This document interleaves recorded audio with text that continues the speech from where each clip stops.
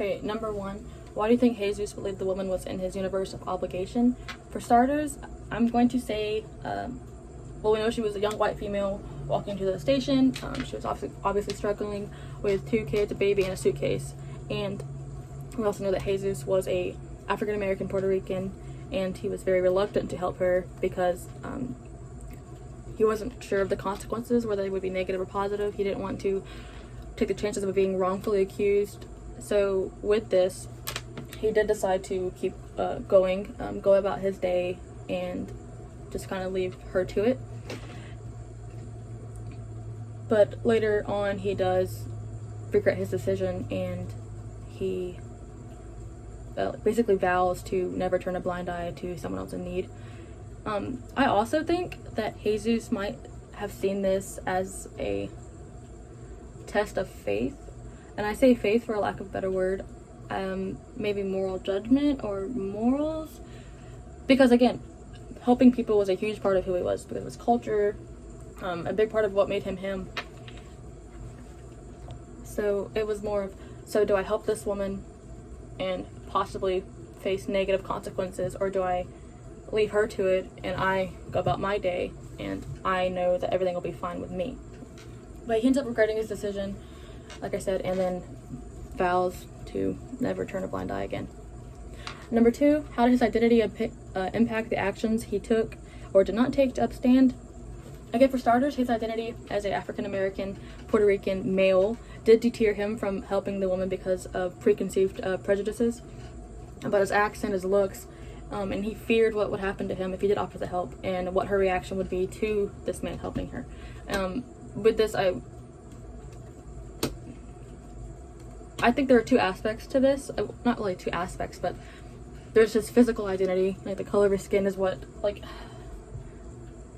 there's this outside identity, like the color of his skin, and then the inside part that, like, what makes him him. Like, he wanted to help, so like inside he wanted to help, but outside, because of the color of his skin and because at the time the superiority of whites, in his mind, this color of his skin is what held him back. So I don't know how to explain that. Okay, anyways, inside he wanted to, outside he didn't want to, or he couldn't, because of his skin color. There we have it. And then number 3, identify one more example of how someone's identity affects their ability to upstand. For this, I think of 2 things: the LGBT community and the post 9/11. For the LGBT community, it is becoming more acceptable, or not accepted, it's becoming more accepted and more known. More people are coming out, it's just becoming more accepted. And even still being considered a minority, I feel like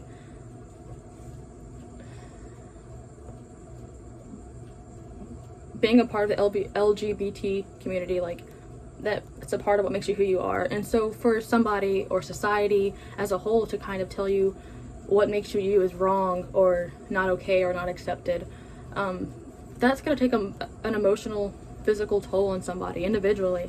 So I think that would affect their ability to stand up, or it could do the exact opposite. It could fuel the fire. So somebody, bashing on you, you might just feel like, I'm going to prove you wrong. So it could encourage them to stand up. So it can go either way. Depends on the person. I think that depends on the person at that end of the stick, their personal, however they are. And then as far as the post 9/11, I think that I know the public was very wearisome after the attacks, and people were being denied jobs and turned down jobs due to the race. And I assume, again, this impacted them heavily, physically, emotionally, and financially, because you don't have a job, you don't have money, and then it's just all one big cycle, I think. And because of their identity, their ability to speak out and actually have people listen was very limited. People just did not want to hear it. And then as far as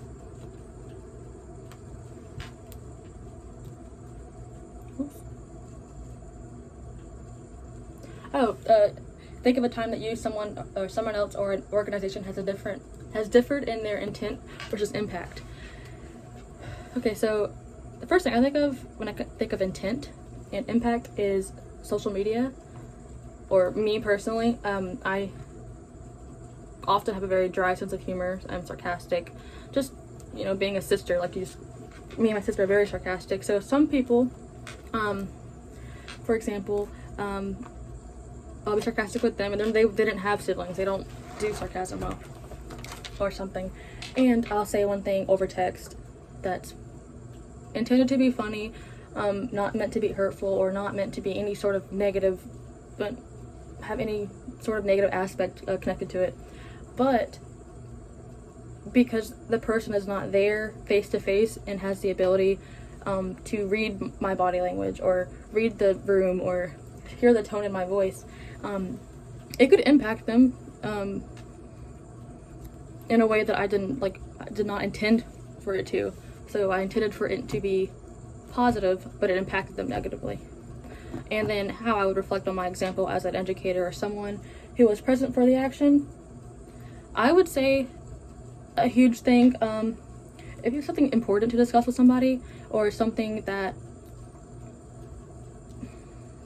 if it's important enough, you need to have that conversation face to face. That way everyone's getting all the facts. Everyone can say, okay, I hear you loud and clear.